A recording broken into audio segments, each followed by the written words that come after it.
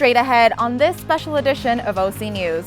More and more young people are vaping, and it's causing some serious health risks. I think people get addicted to vaping because they either try to quit smoking cigarettes or they're trying to follow a trend and do what their friends are doing. The LGBTQ community can now receive help at CSUF through a program. Find out what kind of help is being provided to them and who can apply. It really could be for anything. Even if there is family support, if they're just experiencing a hardship, we're here to support them with emergency grants. It's not often you see a college student without their phone. What is the addiction? We have the answer for you. Check social media or play some games just to kill some time. This and much more, OC News starts now.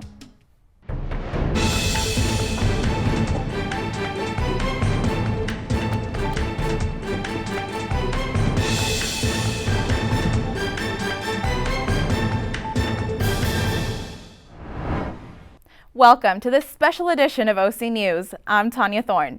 OC News is brought to you by the broadcast journalism students at Cal State Fullerton. In this episode, we dive deeper into a few issues that are of particular interest to our campus and local community. We start with a story about the popularity of vaping and the dangers it brings.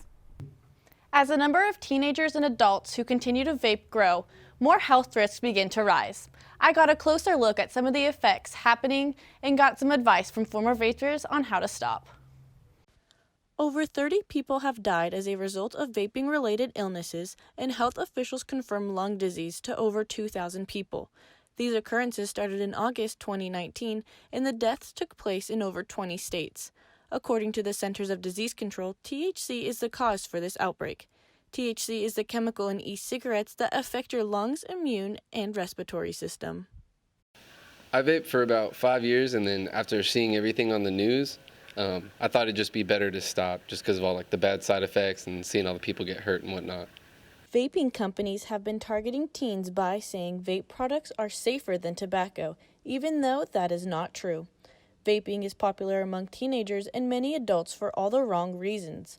Many teens are also under the wrong assumption that because an e-cigarette is not traditional tobacco, that it's not a health risk. I think people get addicted to vaping because they either try to quit smoking cigarettes or they're trying to follow a trend and do what their friends are doing. Health agencies found vitamin E in THC vape products. The CDC said the chemical compound, which is typically used as a nutritional supplement and is derived from vitamin E, was found in lung fluid from nearly 30 patients tested in the government lab. I stopped vaping because it's horrible for my chest, when I'm trying to play basketball. It's hard to play, hard to run around, so I just stopped, California lawmakers are proposing a new law that would eliminate all cigarette alternatives. The proposal would ban the sale of flavored tobacco products and e-cigarettes. New law will also make sure electronic cigarettes are treated the same way as traditional tobacco products concerning taxation and point-of-sale restrictions. Both of these issues, preventing youth access and leveling the playing field with regular tobacco products, are hugely important, and I'm thankful that lawmakers included these provisions. This new law is to be made official sometime in 2020. As for now, health officials encourage all to stay away from vaping products. I quit cold turkey and just quit right out. My advice would just be that same thing.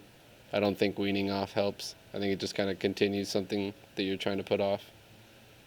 We hope to see those results take action in the new year. I'm Daniela Bood, signing off for OC News. Vaping is a serious issue in today's era, and hopefully strict changes will be made. We've been hearing more and more about this vaping, and I think this year we've just heard so many of the health risks and all the deaths that have been happening. How do you think, people that do vape, how do you think they're able to quit? After studying more about this, I think a great way that people can change is just to replace that habit with something else, like a hobby or a sport, or something that can get their mind off it and really focus that urge to smoke into something else. I agree. So if you need help with quitting vaping, please, seek that help out. And now we turn to a program that helps former foster kids not just survive, but thrive in college. Jennifer? She has dealt with some of life's most difficult obstacles, but has never let that stop her from reaching her goals. Cal State Fullerton student Fatima Juarez shares her inspired story of survival and success. Cal State Fullerton student Fatima Juarez has faced numerous obstacles throughout her life, but perhaps the most difficult began with life at home. Around 5th grade, like, my father began abusing me, and he abused me all the way until my second semester of my sophomore year in high school. She had always contemplated seeking help, but never brought herself to do so. I would be so scared that my siblings were going to get separated and we were going to go into foster care. It wasn't until her sophomore year of high school that she decided to inform one of her teachers of the abuse she had been facing for years. Me and my siblings did end up getting separated.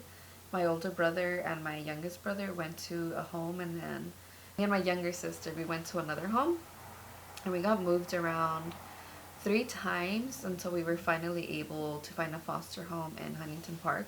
She surrounded herself with friends she now considers family, and her schooling began to flourish. So I just felt like it was my opportunity to take advantage of the things around me that I couldn't do when I was with my dad. And so by the time I graduated with high honors, and I had multiple scholarships. She began attending Cal State Fullerton in the fall of 2013 and became pregnant during her freshman year. It was a very hard semester, and I just felt like I was kind of alone just because I didn't have my parents. If something happens to other students, they could go home to their parents, and I didn't have that. I had to figure everything out on my own. 2 years later, she became pregnant with her second child, but the relationship between her and her new partner quickly took a turn for the worse. There was a lot of domestic violence going on, and he was a heavy drug user, and he would leave me and the kids all the time. My hair started falling out, and I couldn't keep going to school anymore. She took a break from school and found that the following year had many opportunities in store for her. I became a U.S. citizen in February, I believe. Then in April, I got accepted into a special housing program for foster youth here in Orange County, and that's how I was able to find my apartment. And then I was blessed by a sense of home. They were able to furnish my apartment, and Jennifer Garner celebrated her birthday by furnishing my apartment with Bradley Cooper. So they made me feel so special. I was so shocked because I was I'm not used to this. Fatima will be graduating in the spring and plans to become a social worker in hopes of helping people she can relate to. So there's a difference of a social worker with no personal experience, no background in the community, and then me, I have background in the community. I've done my work, I volunteered, and I feel like I have the background. That's what keeps me going, just thinking of the people that need me. This is Jennifer Hernandez for OC News.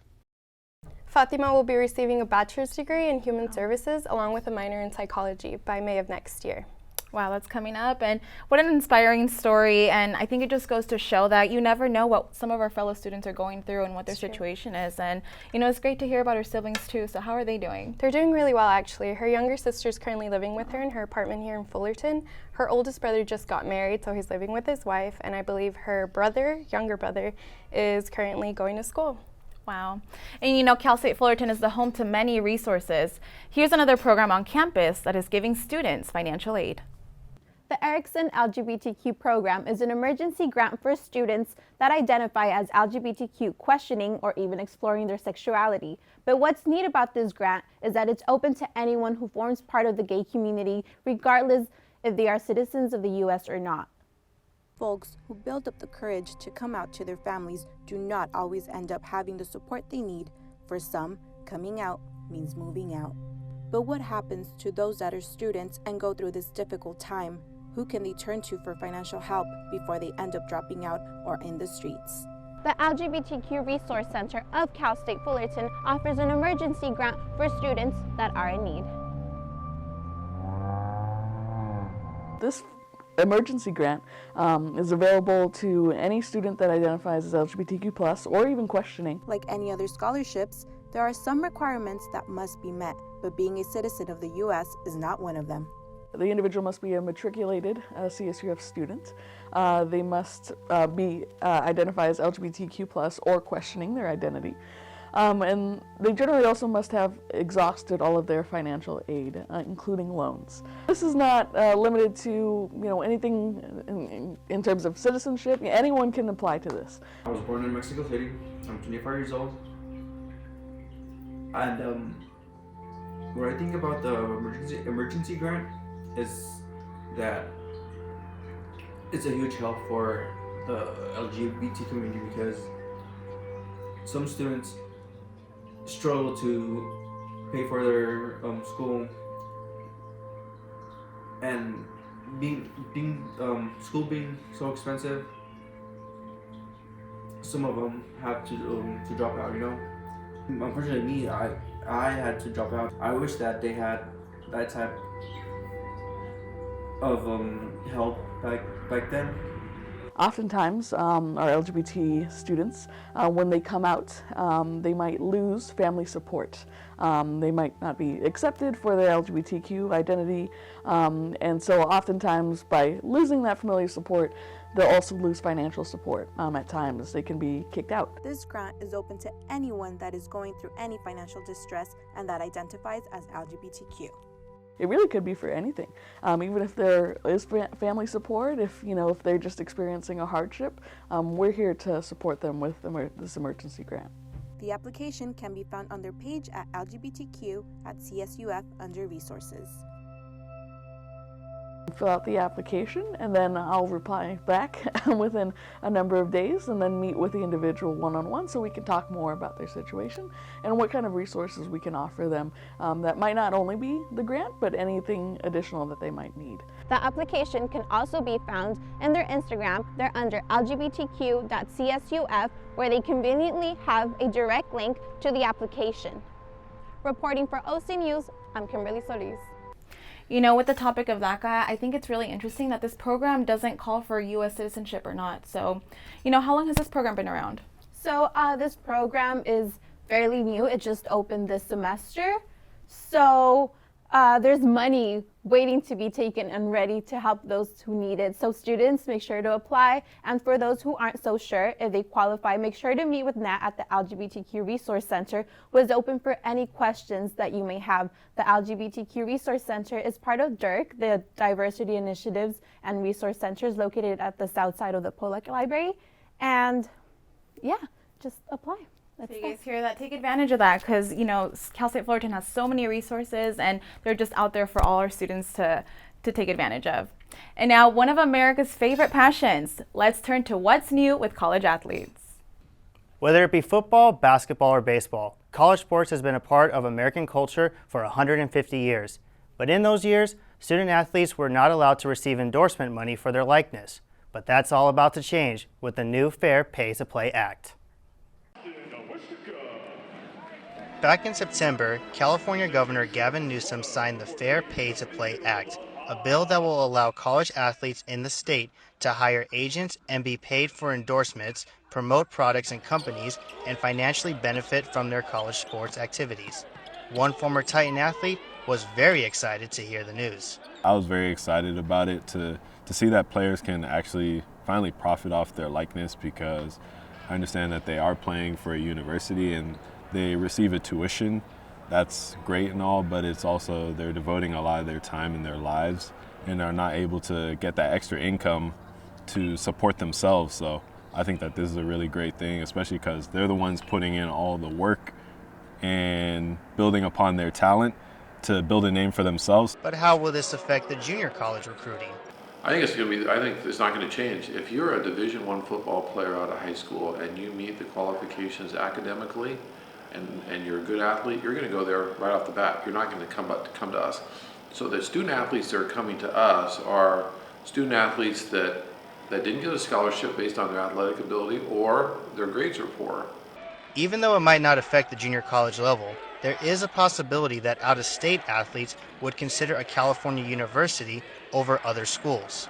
I do think that the bigger name players will take a harder look at the California schools instead of staying in their home state. So if they are from North Carolina and they're looking at Duke or North Carolina or something like that, they might take a look at a UCLA or a USC or something like that, just because they can profit off their likeness more.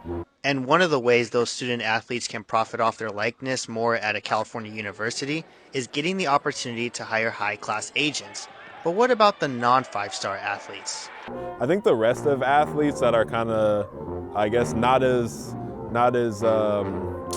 they're not 5-star guys, they're not 4-star guys, they're not as recognizable. I do think that they probably will just target the schools that they like, that are best for them, and won't really worry about that as much because there's not as much to profit off of. But it will be interesting to see, I guess, too, when if they do start releasing the EA, the NCAA football games and basketball games again, to see how much the payout is for that, because I guess that could affect it. But until all those things come out, it's kind of tough to say, I guess, but it's all very interesting for sure. Now, while the new rule won't go into effect for a few years, it is still affecting the way that high school prospects look at their recruiting. Whether or not that will affect mid-majors is yet to be seen. From Titan Stadium, I'm Vincent Garcia, OC News.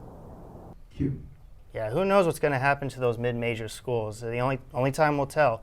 And in fact, the act will come into effect on January 1st, 2023. You know, and you mentioned mid-major schools. For some of us that aren't very sports savvy, what exactly are those? Those are the unknown schools. They're kind of small schools. So they are Division I, they still see them on TV. If you're a big college basketball fanatic, you watch the tournaments and you see those teams like Weber State or Murray State. Some of those schools that they look like weird names and they think this is a fake school. No, it's a legit school. And this act might affect those schools because with the Fair Pay to Play Act in California, more kids will probably want to consider California because of the opportunity to get agents, and also it's California. You get the opportunity to be with the Hollywood spotlight, better commercials, better products. Hey, well, let us know how you feel on our social media. And now stay tuned. Cell phones nowadays are essential in our lives, but the question is, can we really live without them? Also, thanks to Titan Radio, CSUF campus is full with music. We'll have more on that when we return.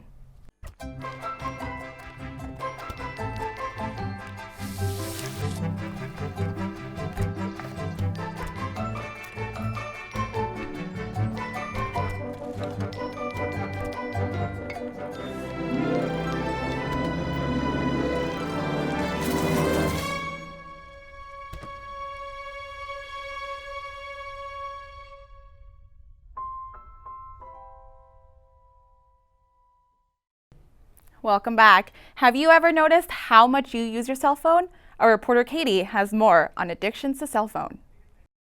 Technology has advanced quite a bit over the years, and its convenience has made it difficult to live without. In fact, it's more common to see a cell phone in someone's hand than not. Think about it. I can almost guarantee you've checked your phone in the past 15 minutes. College students especially have longer screen times, and I found out why. It's an impulse to look at. Everyone wants to be connected, and the convenience of staying connected with a device so small it can fit in your pocket has drawn many to find it difficult to put down. Smartphones are an integral part of college life and culture. In today's day and age, it is impossible to walk around a college campus and not see a cell phone in use. According to a study from the Journal of Behavioral Addiction, more than half of college students are what could be considered addicted to their phones. This amount of usage has made doctors consider smartphones possibly the biggest non-drug addiction of the 21st century. When asked around the Cal State Fullerton campus, students admitted to spending an average of 7 hours a day on their cell phones. But the real question was, doing what? Check social media or play some games just to kill some time. Social media and talking to people who are back home and talking to my parents because they're not here, and just finding where everyone is. Just checking my class schedules, what I have to do throughout the day, checking out my friends, talking to my friends about business and stuff like that, so yeah. I listen to music a lot, Twitter, Instagram, Snapchat, add me ladies. One of the largest trends today is social media. From Facebook to Instagram to YouTube and even applications like Pinterest, their appeal makes it difficult to put down. Communications professor and expert in critical cultural studies, Dr. Christina Seisel, shared how these websites keep people attracted. One of the things that research has really shown is that, the model only works if we're on it. The minute we stop using Facebook or Instagram, they're no longer collecting our data, they're no longer making money. And so what they're trying to do, and this has been the history of the advertising industry since its inception, is keep us engaged. And so through various things such as various like reward systems, they know that, a particular type of message is going to send us a sort of neurological, response that almost keeps us engaged with the device, as well as the sort of move to making sure that all of our communicative practices are mediated through the phone. Becoming aware of the manipulation and potential excessive amounts of usage can be difficult to interpret, but taking a break from your phone may be beneficial. Reporting for OC News, I'm Katie DeFalco. It was so crazy walking around campus and seeing all the students on their phone and not even looking where they're going. We see it all the time, and now that I think about it, I spend quite a big amount of time on my phone, and I think our iPhones nowadays even tell us our screen time, and I won't share mine with you guys because I'm a little embarrassed, but Katie, how much time do you think you spend on your phone? I actually do not spend as much as I thought I did, because I was expecting to spend around like 8 hours a day because I'm on it a lot, but my screen time's about 5 hours a day, give or take a little bit. Well, put your phones down, and do you hear that music? I did, and I think I know where it's coming from. Rachel, take it away. Have you ever heard music playing on campus and wondered where it came from? Well, you're about to find out. We're about to go live here at the studio. Tune in and I'll give you a little bit of history about Titan Radio.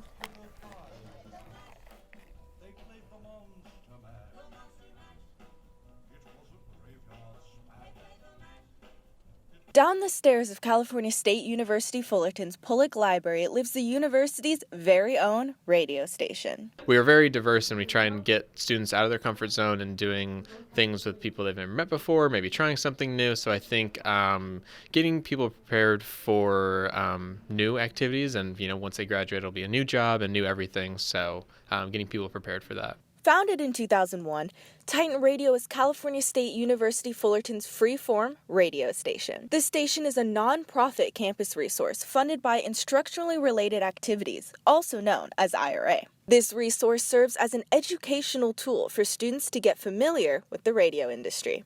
Better yet, it is completely student-run, allowing students to gain hands-on experience with all of the equipment. Titan Radio, or TR, hosts over 70 student and faculty on-air DJs each semester. And with DJing comes great creative freedom. So my show in particular, we do like jumping through decades. So every week I'm switching it up in terms of years. So I'll be doing like 80s music one week and then like 50s music another week. So changing up so make it a surprise every week. With positions ranging from staff, intern, social media manager, to DJs and more, there is sure to be a position that interests you. And whether you are on air or behind the scenes, Titan Radio will make you feel at home. My favorite part is that you are able to express yourself like no matter what you're like about. You get to showcase who you are through the music or what you talk about, the topics that you make your show about. Like, it's a fun, expressive platform. That's what I love about it. My favorite part about Titan Radio is being able to play the music that I want to play, and that kind of freedom of expression is really nice to see. Over the 18 years of Titan Radio's existence, the radio station has seen many changes, for the better, as seen by the longest current member who fondly remembers what it's like working as a student and now as a staff member. It's night and day. It doesn't even feel like the same place. When I first started, everyone would just come in for their hour of their show and leave, and there would never be anyone hanging out in here. People would just kind of keep their head down and do their own thing. And now, flash forward to today, we've kind of created a home-like atmosphere, or home away from home atmosphere. We always have an open door. People can come hang out and chat or work or anything. So it's completely flipped.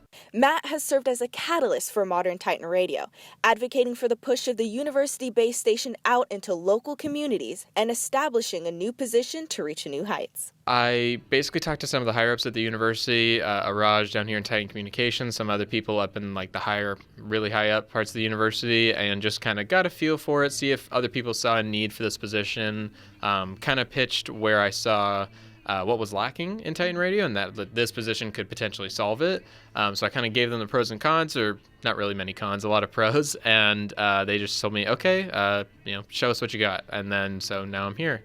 The goal for Titan Radio, make it more than just a university radio station, as well as prepare students for the real world, As for how. So we had our art showcase a little bit ago. So events like that, getting out into the community, inviting the community come get involved with us, because I feel like a lot of them might just think it's just reserved for college students, or that, this is kind of an exclusive community, but we really want to open it up. So looking down the line, collaborating with, programs just down the street. It's a great concert venue, even local record shops and stuff like that. Just probably, I think we'll start with the local businesses and then from there kind of widen out.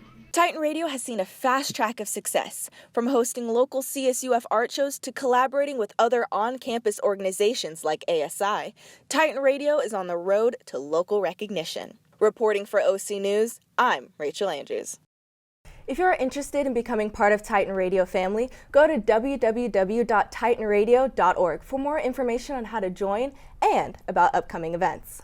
And Titan Radio has some of the best shows that our students also host, so definitely check out those shows. But what makes Titan Radio so special? What makes it so special is that it's more than just a radio program on campus. It's more than just music, it's more than just shows. It's really a family, and I think that's what makes it so different than other shows, and you can make lifelong friendships even outside of college. Yeah, well, make sure you guys tune in and don't go away. We have a story about a proud Titan graduate and how she achieved her dream. Take a look under your bed. Find stuff under there? What about jobs? No? Now try your closet. Still no jobs? Just more stuff? Well, you really have both. See, stuff is defined as household articles considered as a group. Sometimes this stuff is no longer needed. Wait, no longer needed? That can't be right. Because remember those jobs you were looking for? Those are really needed. And they're the stuff inside your stuff. Our job is to unlock those jobs. And it starts when you donate your stuff to your local Goodwill. Here's how we do it. When you donate to Goodwill, we sell your stuff to provide job training for people right here in your community.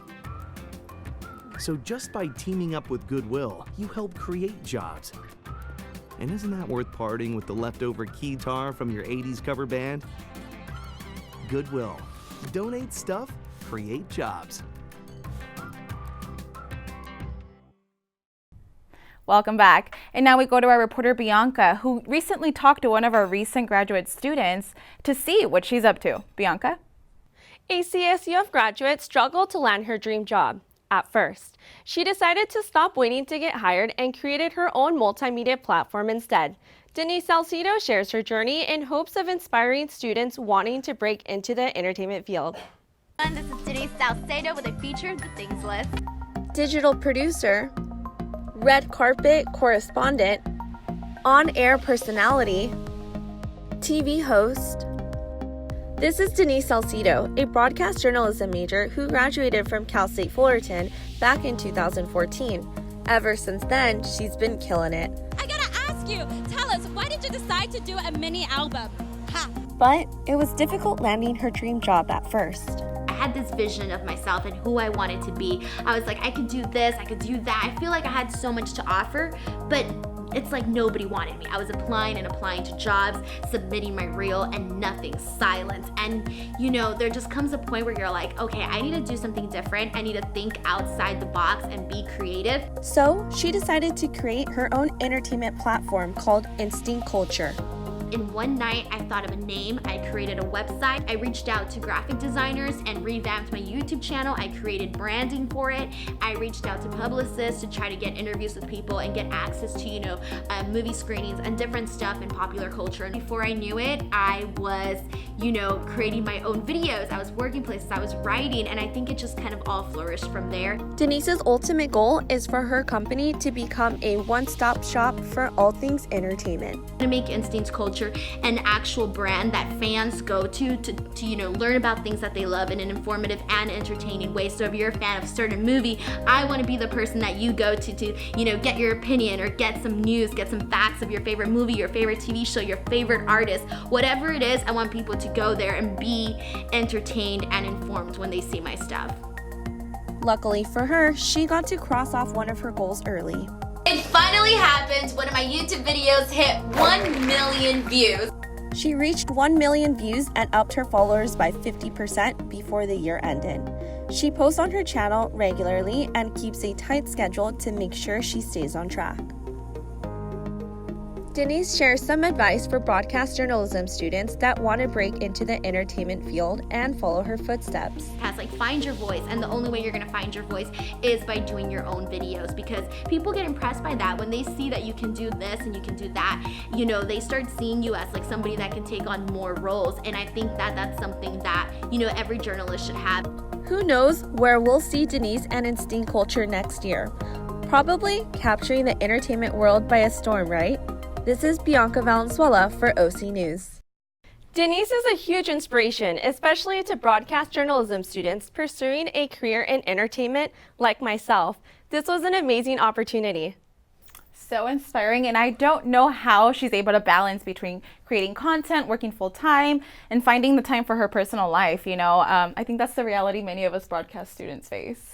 Yeah, I really think it's about being organized and being consistent. I think if you're really passionate about something, you'll make the time for it, and it's really just about making a schedule and keeping organized. That was so amazing, and thank you guys so much for watching this special edition of OC News. I'm Tanya Thorne. We'll be back next semester with more news coverage of our campus in Orange County. Have a good evening.